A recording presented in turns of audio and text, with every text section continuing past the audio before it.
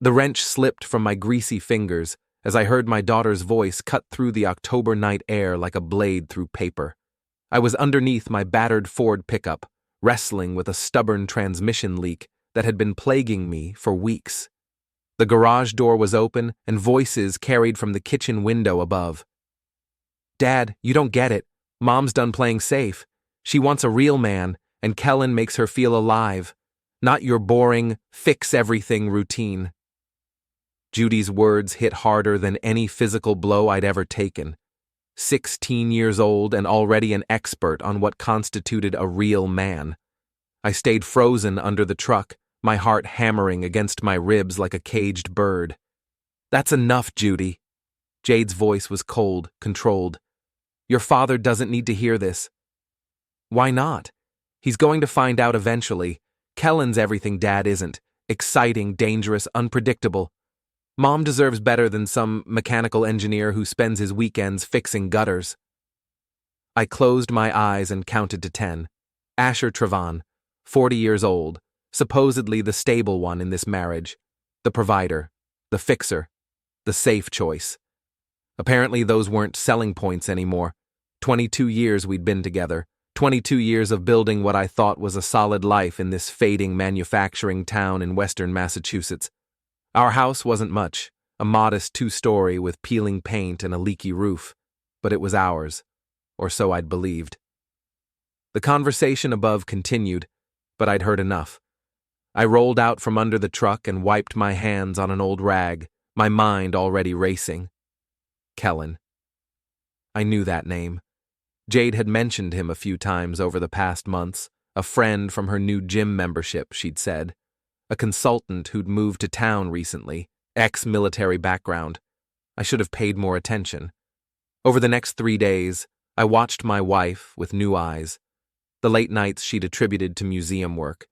The new clothes, the expensive perfume, the way she'd started going to bed after I was already asleep. The signs had been there all along, scattered like breadcrumbs leading to an inevitable conclusion. On Thursday evening, while Jade was supposedly working late at the museum where she curated local historical exhibits, I found myself standing in our bedroom staring at her dresser. A small voice in my head told me to walk away, to confront her directly, to handle this like a mature adult. I ignored that voice. The phone was hidden beneath a stack of sweaters in her bottom drawer, a cheap burner device I'd never seen before. The messages told a story I wasn't prepared to read, but couldn't stop myself from absorbing. Kellan. Can't wait to see you tonight. That husband of yours doesn't deserve you.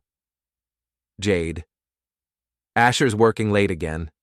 Same old routine. I need excitement in my life, not someone who thinks adventure means trying a new brand of motor oil. Kellan.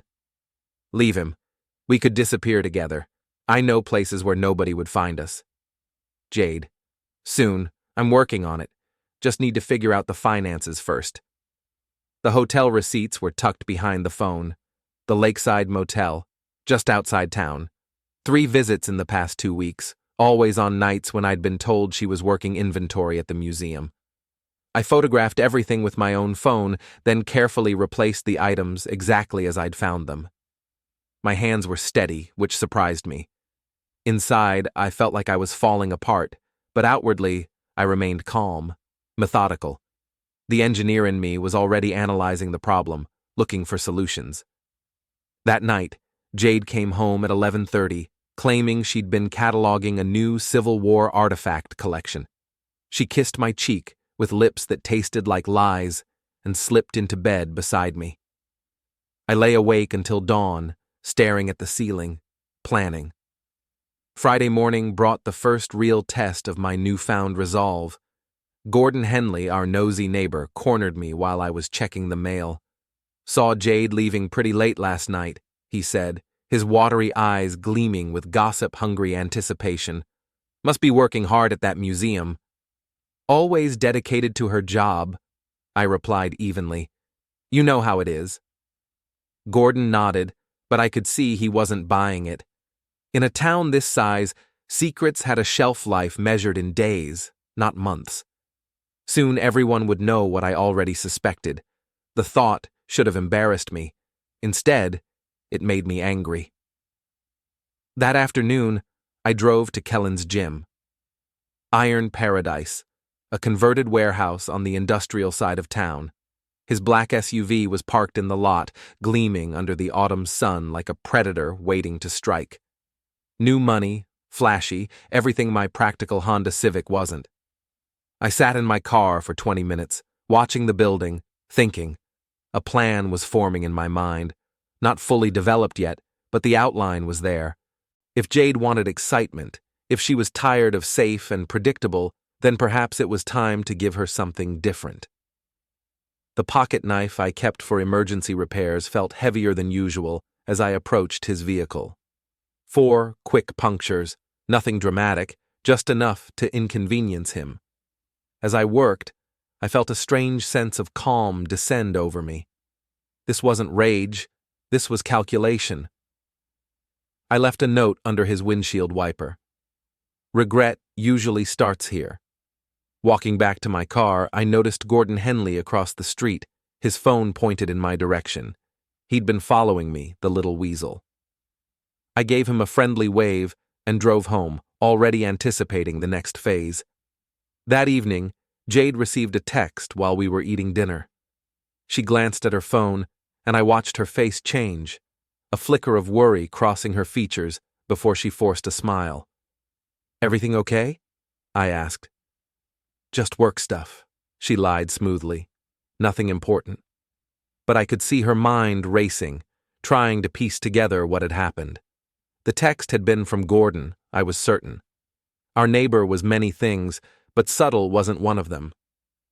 Later that night, after Jade had gone to bed early with a convenient headache, I sat in my workshop in the garage, cleaning my tools and thinking about excitement, about what it meant to be safe, about the difference between being underestimated and being weak. My phone buzzed with a text from an unknown number. "We need to talk. Tomorrow night, Iron Tap Bar, 9 p.m., come alone. K." I smiled in the darkness. Kellan Brooks wanted a conversation. How exciting. The Iron Tap was exactly the kind of place you'd expect for a confrontation between 2 men fighting over a woman. Dim lighting, sticky floors, and the perpetual smell of stale beer and broken dreams. I arrived 15 minutes early and claimed a corner booth where I could watch the entrance. Kellan walked in at exactly 9 o'clock, and I had to admit he looked the part of the exciting alternative. Tall, broad-shouldered, with the kind of confident swagger that came from never having to fix his own transmission. He spotted me immediately and strode over like he owned the place. "Asher Trevan," he said, sliding into the booth across from me. "The famous husband." "Kellan Brooks," I replied, "the famous homewrecker." He laughed, a sound devoid of humor. "Homewrecker? Your home was already broken, friend. I just helped Jade realize what she was missing." "And what's that?" "A real man. Someone who can give her the excitement she craves. Not some middle-aged mechanic who thinks romance means changing her oil on schedule." I sipped my beer, studying his face. Handsome in a generic way, with the kind of features that photographed well but lacked character. "You slashed your own tires?" "Cute trick with the tires, very mature. But if you think some amateur hour vandalism is going to scare me away, you're mistaken." "Who said anything about scaring you away? I want you to stay. Jade deserves exactly the kind of excitement you can provide." That caught him off guard. His confident smirk faltered slightly. "What's that supposed to mean?" "It means I'm not going to fight for someone who doesn't want to be fought for. If Jade wants to trade instability for whatever it is you're offering, that's her choice. But when it all falls apart, and it will, don't expect me to be waiting with open arms." Kellan leaned forward, his voice dropping to a threatening whisper. "You think you're so smart, don't you? The rational, logical engineer. But you have no idea what you're dealing with. I've done things that would make your suburban nightmares look like fairy tales." "I'm sure you have," I said calmly. "But here's the thing about excitement. It has a tendency to spiral out of control, and when it does, the people who thought they wanted it usually discover they preferred boring after all. I finished my beer and stood up. Enjoy your time with my wife, Kellan. Something tells me it's going to be more interesting than either of you bargained for. As I walked away, I heard him call after me, "This isn't over, Trevan." I didn't turn around. "No," I said quietly. "It's just getting started." The next morning brought the first wave of public humiliation. Jade had apparently decided that discretion was no longer necessary. She and Kellan were spotted having breakfast at Murphy's Diner, the town's primary gossip distribution center.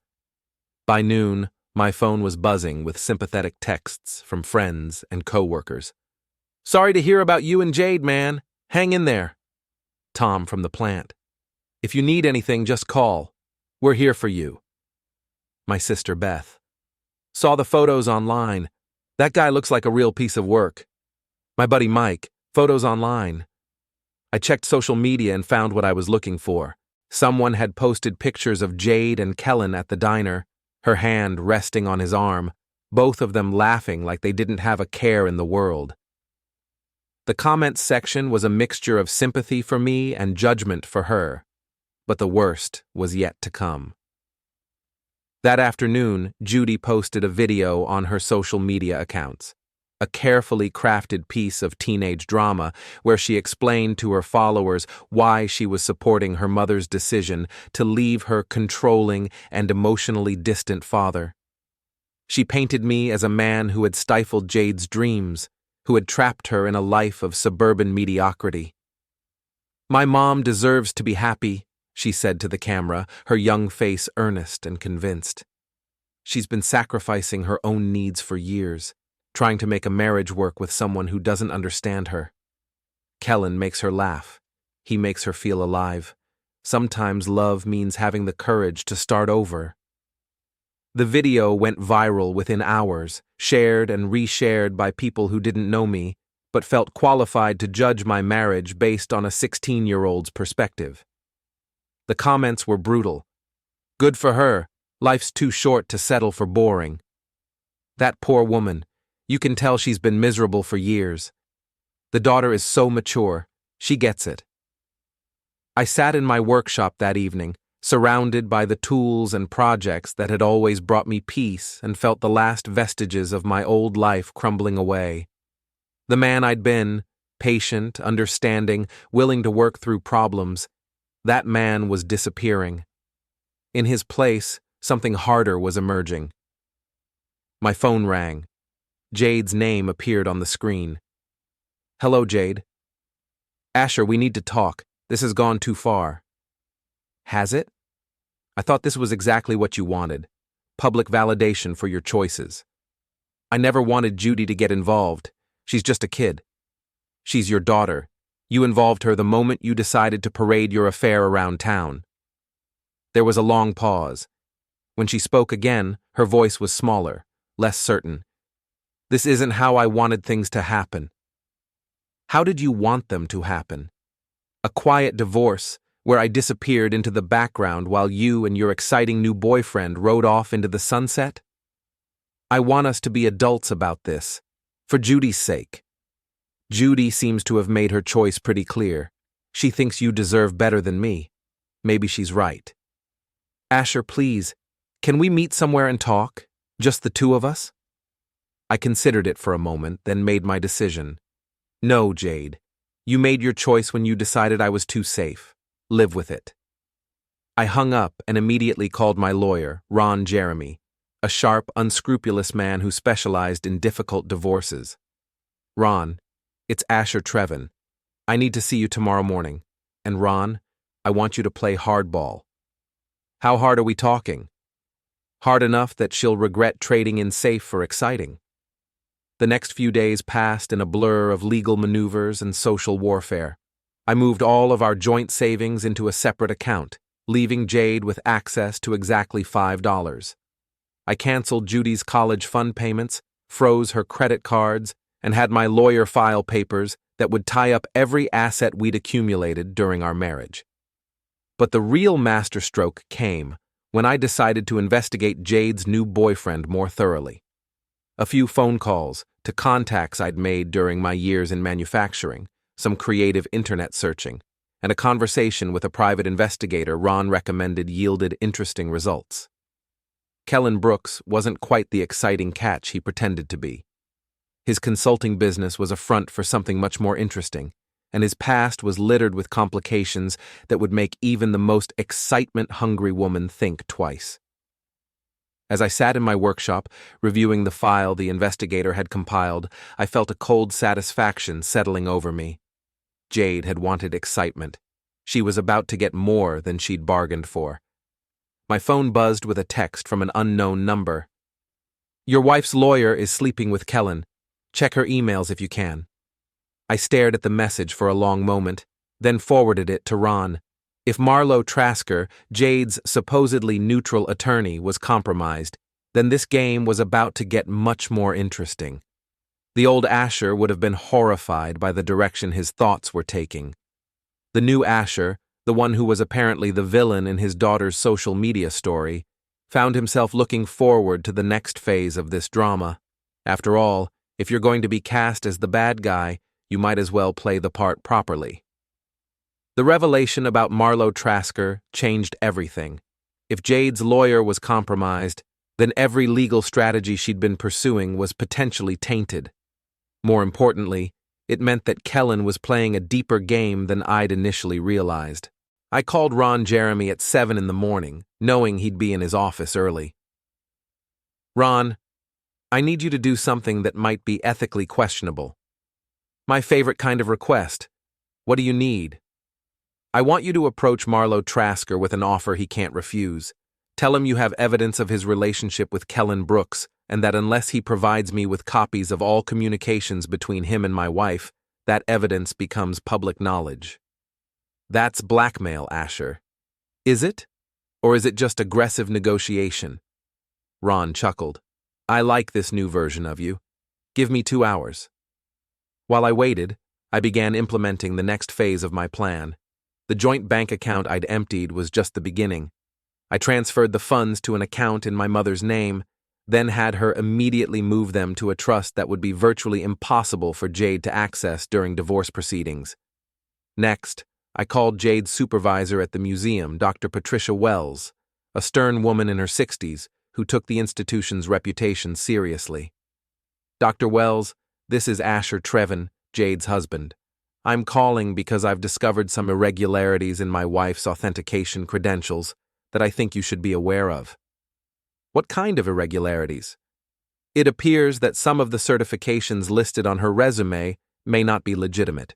I have documentation that suggests she may have misrepresented her qualifications when she was hired." It wasn't entirely true. I'd found one minor discrepancy in her educational background, a certificate from a program that had been discontinued before she claimed to have completed it. But in the right hands, even a small inconsistency could become a major problem. "I'll need to see this documentation," Dr. Wells said, her voice tight with concern. "Of course. I'll have my lawyer forward everything to you this afternoon." By 10 o'clock, Ron had called back with good news. Trasker folded like a cheap suit. Apparently, he's been feeding information to Kellan for months, including details about your financial situation and legal strategy. I've got copies of everything. "What does it show?" "Your wife and her boyfriend have been planning this for a lot longer than you realized. They've been mapping out how to maximize her settlement, how to turn Judy against you, even how to make you look unstable if you fought back too hard." "Unstable?" "They were planning to claim you were emotionally abusive, possibly dangerous. Kellan apparently has experience manufacturing evidence for that kind of thing." I felt something cold settle in my chest. "What kind of experience?" "That's where it gets interesting. I did some digging on your wife's new boyfriend. Kellan Brooks has been married 3 times in the past 5 years. Currently married to 2 women in different states, neither of whom knows about the other." The implications hit me immediately. Which means your wife's marriage to you was never legally dissolved, because Kellan was never free to marry anyone.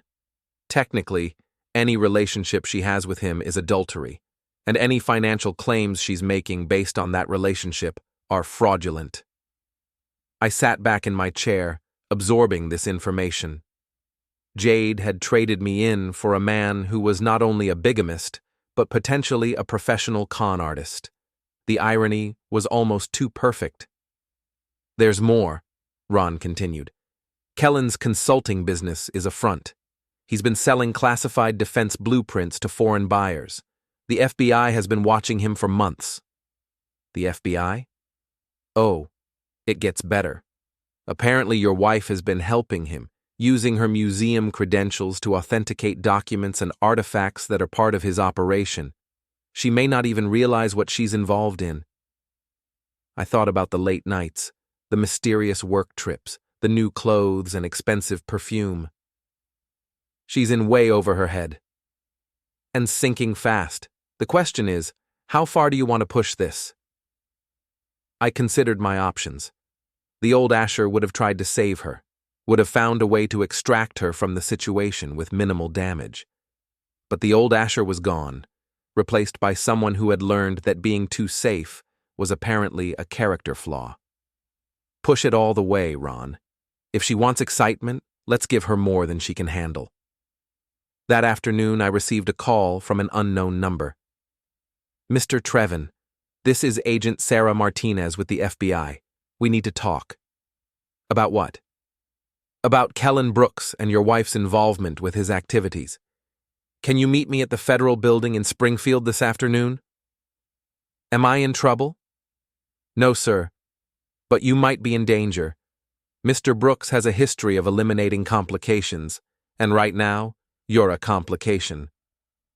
I drove to Springfield with my mind racing. The game I'd been playing suddenly felt much more serious, with stakes I hadn't fully understood. But instead of fear, I felt a strange sense of excitement.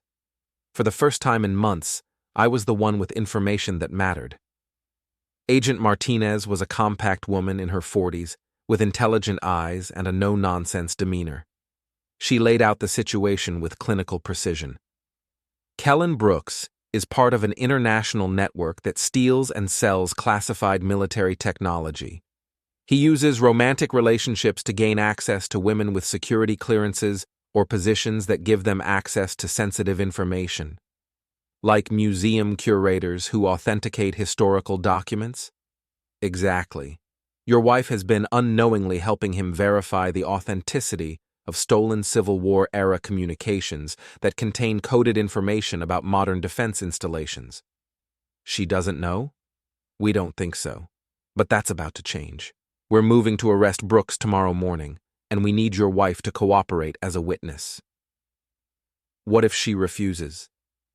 Agent Martinez's expression was grim. Then she becomes a co-conspirator in a federal crime. Either way, her excitement-filled new life is about to come to a very abrupt end. That evening, I sat in my workshop, cleaning my tools and thinking about the conversation I'd had with Kellan at the Iron Tap. He'd bragged about doing things that would make my suburban nightmares look like fairy tales. Apparently, he hadn't been exaggerating. My phone buzzed with a text from Jade. Asher, something's wrong. Kellan is acting strange, paranoid. He says people are watching him. I'm scared. I stared at the message for a long moment, then typed back, "This is how regret usually starts." I didn't send it. Instead, I deleted the message and turned off my phone. Tomorrow, Jade would discover exactly how exciting her new life had become, and I would finally understand what it felt like to be the one walking away from the wreckage instead of trying to fix it. The federal agents arrived at dawn, but Kellan was already gone. I watched from my kitchen window as they surrounded his house, only to find it empty, except for hastily packed belongings and a computer hard drive that had been wiped clean. Agent Martinez called me at 7:30. He ran. Someone tipped him off. My wife? We don't think so.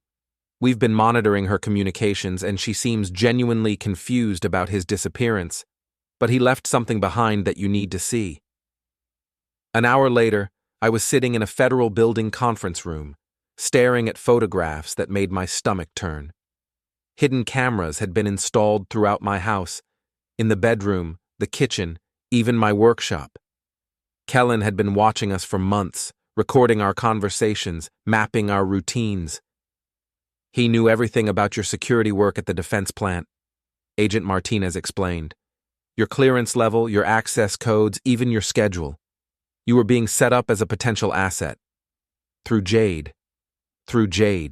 The affair wasn't just personal, it was professional. He was planning to use her to manipulate you into providing information. I thought about all the times Jade had asked seemingly innocent questions about my work, about the projects I was involved in. Questions I'd attributed to wifely interest, but that now took on a much more sinister meaning. Where is he now? We don't know, but we have reason to believe he's not finished with you. Before he disappeared, he made some phone calls to associates who specialize in permanent problem solving. The euphemism wasn't lost on me. He wants me gone. You're the only person who can directly connect him to the stolen blueprints. Your wife is useful to him as a witness who can claim she was manipulated, but you're a liability. So what happens now? Now we relocate you to a safe house while we track him down. Your wife will be placed in protective custody as a material witness. For how long? However long it takes. That afternoon, I found myself in a cabin in the mountains of western Montana, surrounded by federal marshals, and wondering how my quiet life had spiraled so completely out of control.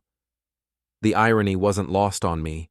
Jade had left me because I was too safe, and now safety was the only thing standing between me and a very dangerous man. My handler, Marshal David Chen, was a calm professional who explained the situation with military precision. Brooks has resources and contacts that make him extremely dangerous. He's already proven he's willing to eliminate threats, and right now, you're his biggest threat. What about my daughter? She's safe. We've got people watching her, and she doesn't know enough to be a target, but she's been asking questions about where you are. What kind of questions? Chen's expression was uncomfortable. She's been posting on social media, asking if anyone has seen you. She seems to think you've abandoned your family during a crisis. Even in protective custody, apparently, I was still the villain in Judy's narrative. The thought should have hurt, but I found myself feeling oddly detached from the pain. The man who had cared desperately about his daughter's opinion was disappearing, replaced by someone harder and more pragmatic. On my third day in the safe house, I received an unexpected visitor. Jade arrived with Agent Martinez, looking haggard and frightened in a way I'd never seen before. "Asher," she said, her voice breaking. "I'm so sorry. I had no idea what Kellan was really doing." "Didn't you?" "Of course not. Do you think I would have gotten involved with someone like that if I'd known he was a criminal?" I studied her face, looking for signs of deception, but all I saw was genuine fear and confusion. Jade had always been naive about people's motivations, quick to believe the best in others. It was one of the qualities that had attracted me to her 22 years ago. "He used you," I said simply, "just like he used me. The FBI says he was planning to hurt you, that he hired someone." She couldn't finish the sentence. "Felix Rourde, a professional who specializes in making problems disappear. Yes, I know." Agent Martinez spoke up. "We intercepted communications showing that Brooks paid Rourde $80,000 to eliminate you before you could testify. Your wife forwarded us the text messages she received detailing the timeline." I looked at Jade with surprise. "You forwarded them?" When I realized what Kellan really was, what he was planning, I couldn't let him hurt you, Asher. Whatever's happened between us, you don't deserve that. For a moment, I saw a glimpse of the woman I'd married, the one who had existed before excitement and adventure became more important than stability and safety. But the moment passed quickly, replaced by the reality of what she had done to our family. "Thank you," I said. "But that doesn't change anything between us." I know I've lost you. But maybe when this is all over, we can find a way to be friends, for Judy's sake." Judy made her choice when she decided to publicly humiliate me on social media.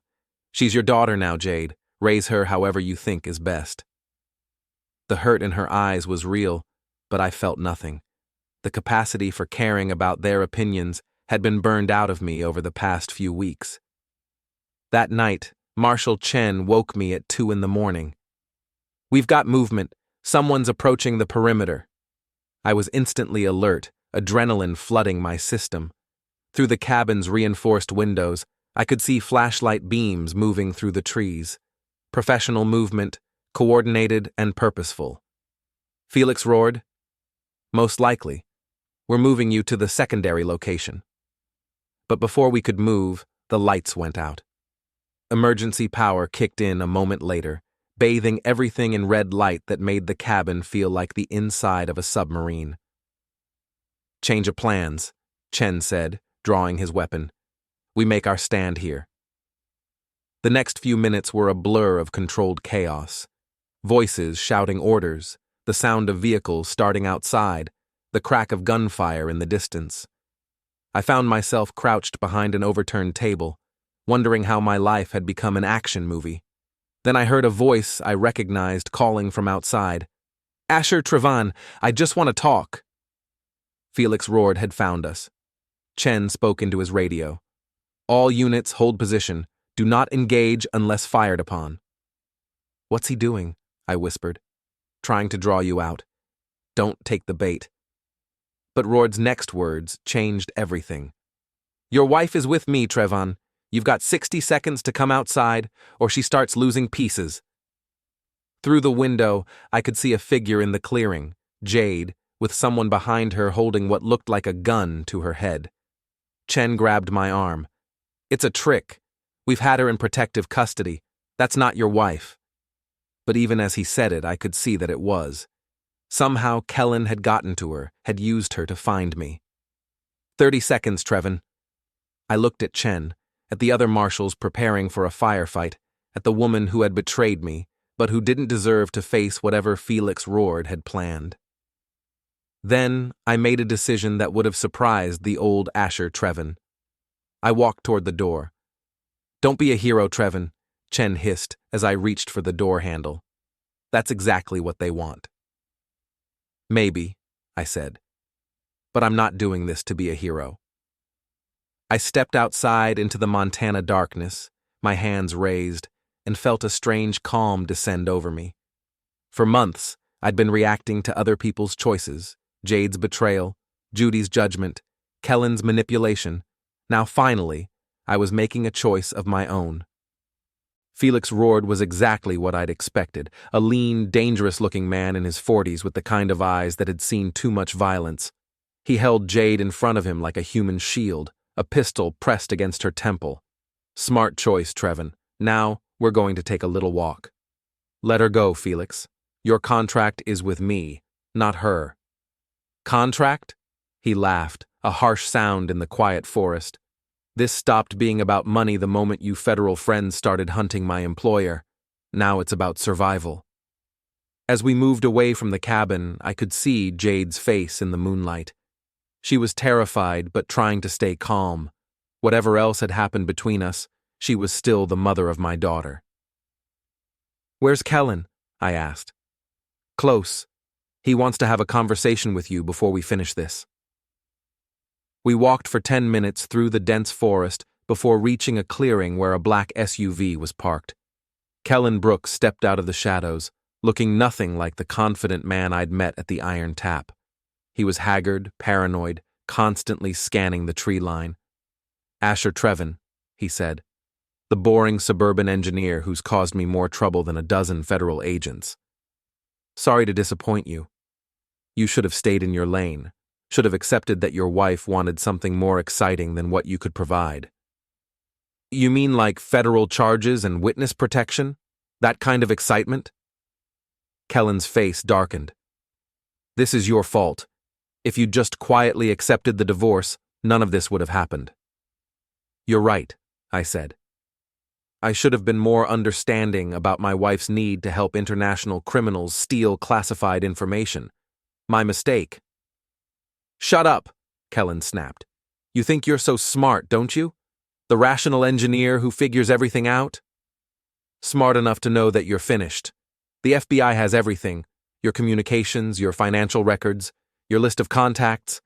Even if you eliminate me, you're still going to spend the rest of your life running.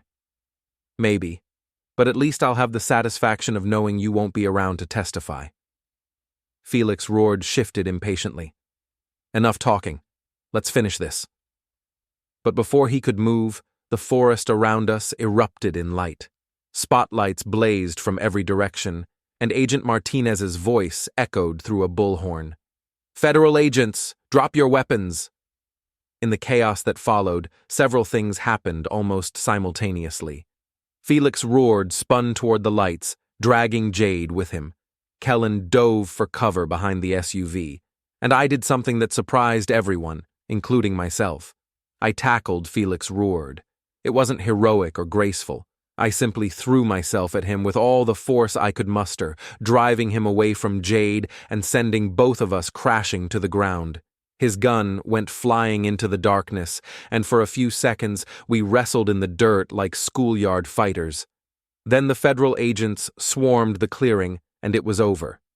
Felix Rourde was arrested without further incident. Kellan Brooks tried to run but was taken down by a K-9 unit 50 yards into the forest. As I sat on the ground, catching my breath and checking myself for injuries, Agent Martinez approached with an expression I couldn't read. "That was either very brave or very stupid, Mr. Trevan. Probably both. Your wife is fine, shaken up but unharmed." I looked over at Jade, who was being checked by a paramedic. She caught my eye and mouthed, "Thank you," but I felt nothing. The gesture was appreciated but irrelevant.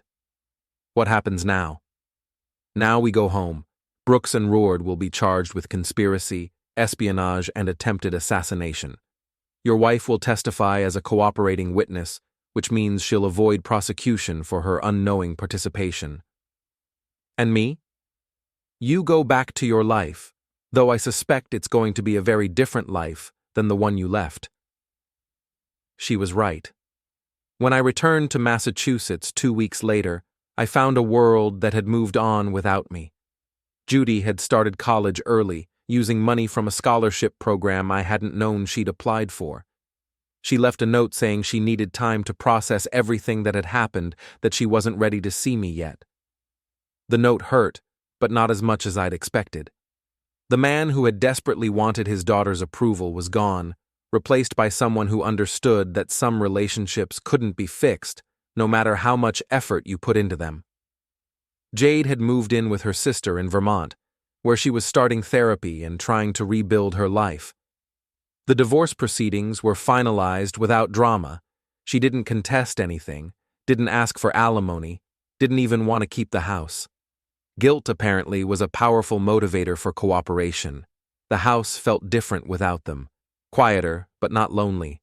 I spent my evenings in the workshop, building furniture that I donated to charity, fixing things because I wanted to rather than because someone needed me to. 6 months later, I received a letter from Jade. She was doing better, she said. Therapy was helping her understand why she'd made the choices she had, why she'd confused excitement with happiness, danger with passion. She hoped I was well. She hoped I could forgive her someday. I read the letter twice, then filed it away without responding. Forgiveness was possible, but forgetting was not. And I had learned that sometimes the kindest thing you can do for someone is to let them live with the consequences of their choices. Kellan Brooks received 22 years in federal prison. Felix Rourde got 15. The newspapers called it a victory for law enforcement, a successful takedown of an international espionage ring. They never mentioned that it had all started with a woman who thought her husband was too safe, too boring, too predictable. They never mentioned that sometimes the most dangerous thing you can do is trade security for excitement. But I remembered. And as I sat in my workshop on a quiet Tuesday evening, building a bookshelf for the local library, I reflected on the strange journey that had brought me to this point. Jade had been right about one thing. I had been too safe, too willing to accept other people's definitions of what my life should be, too concerned with being the good guy, the understanding husband, the stable father. But safe wasn't the same as weak, and boring wasn't the same as broken. The man I'd become wasn't the villain Judy had painted in her social media posts, but he wasn't the pushover Kellan had expected either. He was something new, someone who understood that sometimes the most exciting thing you can do is walk away from people who don't appreciate what you have to offer. My phone buzzed with a text from an unknown number. "Dad, it's Judy. I'm ready to talk if you are."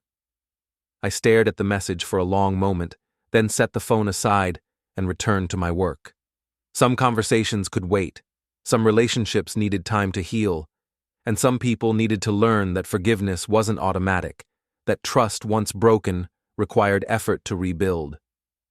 The bookshelf was taking shape under my hands, solid and reliable, and built to last, much like the life I was constructing for myself, one careful, deliberate choice at a time. Outside, snow was beginning to fall, the first of the season. Winter was coming, but I wasn't afraid of the cold. I'd learned that sometimes the safest place to be was exactly where you were, doing exactly what you loved, with exactly the people who appreciated what you had to offer. And if that made me boring, well, I could live with that.